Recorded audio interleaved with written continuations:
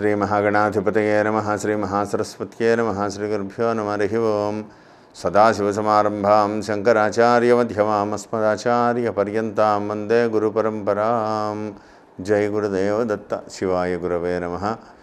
నూతన ఆంగ్ల సంవత్సర శుభాకాంక్షలతో జనవరి 1వ తారీఖు నుండి ఫిబ్రవరి 1వ తారీఖు వరకు గల కర్కాటక రాశి వారికి జనవరి నెల మాస ఫలితాలు ఏ విధంగా ఉంటే మీకు నేను తెలియజేస్తాను. కర్కాటక రాశిలో పునర్వసు నక్షత్రంలో ఉన్నటువంటి 4వ పాదము, పుష్యమి నక్షత్రంలో ఉన్నటువంటి 4 పాదములు, అశ్లేష నక్షత్రంలో ఉన్నటువంటి 4 పాదములు కలిపి కర్కాటక రాశిగా చెప్పబడుతోంది. ప్రారంభములుగా అయితే ఈ రాశి వారికి 14వ తారీఖు వరకు 6వ స్థానముందు రవి చాలా శుభకరమైనటువంటి యోగాన్ని ఇస్తున్నారు. అదేవిధంగా భాగ్యస్థానముందు గురుడు, సప్తమంలో శనీశ్వరుడు 17వ తారీఖు నుంచి అష్టమ శని, లాభమందు కుజుడు, రాజ్యమందు రాహువు, చతుర్థ కేంద్రమందు కేతువు ప్రధానమైనటువంటి ఫలితాలను కూడా నిర్దేశింపబడుతున్నాయి. ఈ రాశి వారికి ఒక రకంగా రవి బలం ఉన్నది. 14వ తారీఖు వరకు రవి బలం ఉన్నది. ఈ మాసమంతా గురుబలం ఉన్నది, కుజబలం ఉన్నది. తర్వాత సప్తమంలోకి రవి.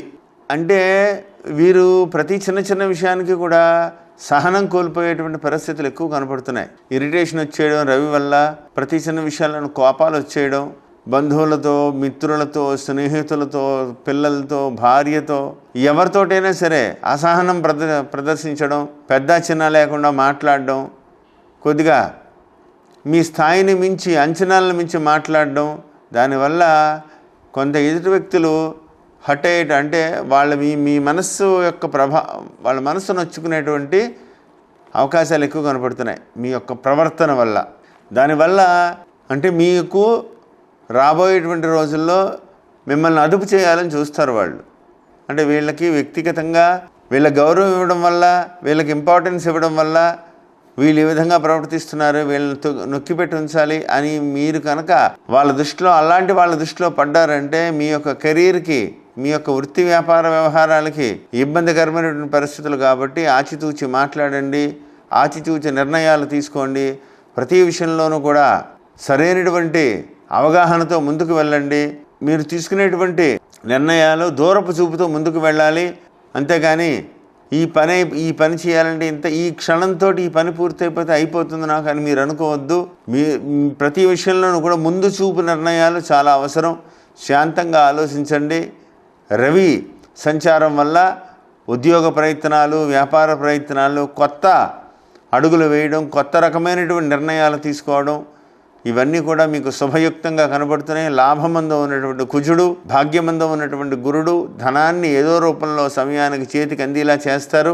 దానివల్ల కొంత ఆనందకరంగా వాతావరణం ఉంటుంది. కానీ నేను ఇదివరకు ఇంత సంపాదించేవాడిని, ఇంతంత ఎక్కువ వచ్చేది నాకు, ఇప్పుడు చాలా తక్కువ వచ్చింది అని మీరు బాధపడతారు. అలా మీరు డిస్కరేజ్ అవ్వకుండా ఆ సమయాన్ని బట్టి ఇంకా కష్టపడితే ఏ విధంగా నాకు సొంతగా తెలివితేటలతో నేను ఇంకో రూపాల్లో వేరే విధంగా ఆలోచించాలి, ఏ విధమైనటువంటి నిర్ణయాలు తీసుకుని ముందుకు వెళ్ళాలి, ఏం చేస్తే మంచిది, ఆ దిశగా ఆలోచించి అడుగులు వేయండి.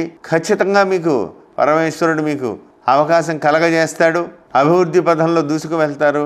ప్రశాంత చిత్తవదనంతో ఆలోచించండి. ప్రతినిత్యము కూడా దశరథ కృత శని స్తోత్రాన్ని పారాయణ చేయండి.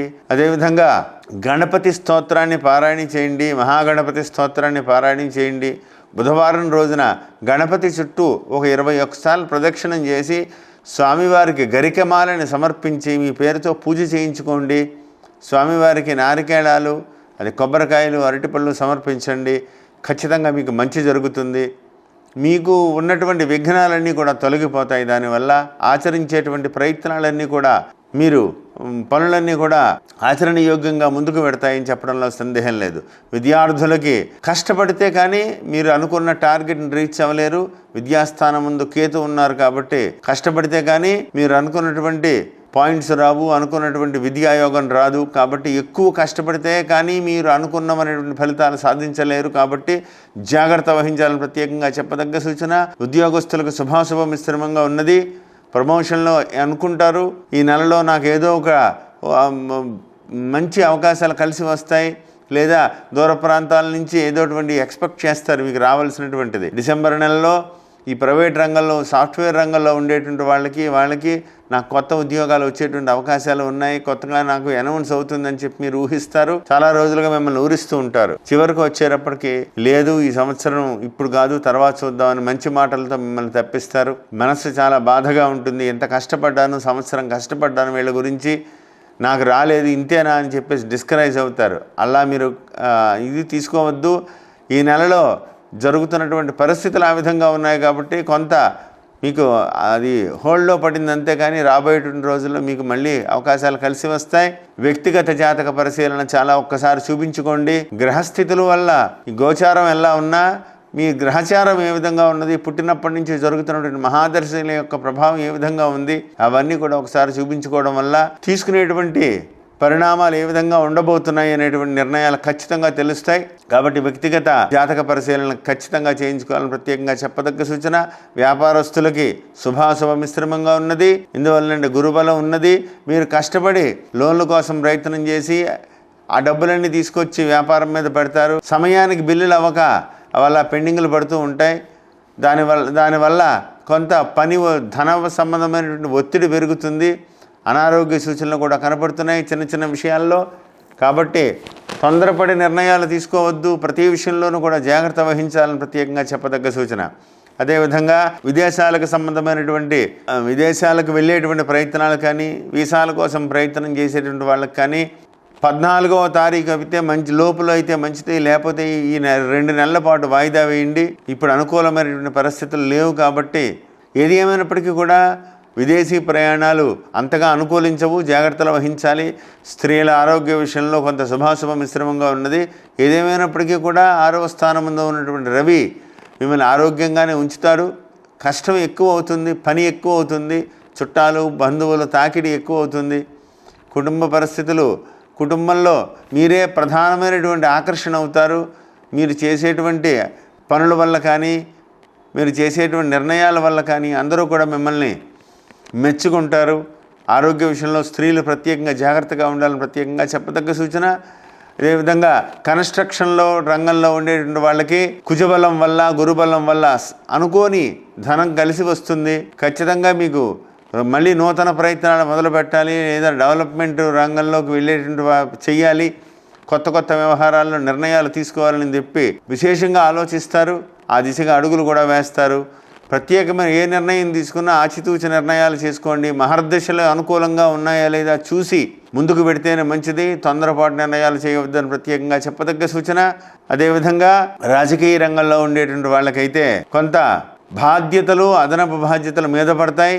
వాక్స్థానమందు శనీశ్వరుని దృష్టి పెడుతోంది. ఈ నెల అష్టమంలో శని ప్రభావం వెళ్ళి వాక్కు అంటే మీరు చెప్పినటువంటి మాట నిలబెట్టుకోవటం లేదు, ఈ నాయకులు ఇంతే అని చెప్పి ప్రజలు మిమ్మల్ని నిందలు వేసేటువంటి, అపనిందలు పడేటువంటి అవకాశాలు ఉన్నాయి. కాబట్టి ఎక్కువగా ప్రజల్లో ఉంటూ వాళ్ళ యొక్క పరిస్థితులు తెలుసుకుంటూ మీ ప్రయత్నం నా ప్రయత్నం నేను చేస్తాను, తర్వాత మిగతా అని చెప్పేసి వాళ్ళని మీరు ఆకర్షించుకునేటువంటి పని చేయాలి తప్ప పని చేయలేకపోయేమే వాళ్ళ వల్ల మనకి ఇబ్బందులు అవుతాయని చెప్పి కనుక దూరంగా ఉంటే మీరు ప్రజలకు ఇంకా దూరం అయ్యేటువంటి ప్రమాదం ఉన్నది అష్టమ శని వల్ల.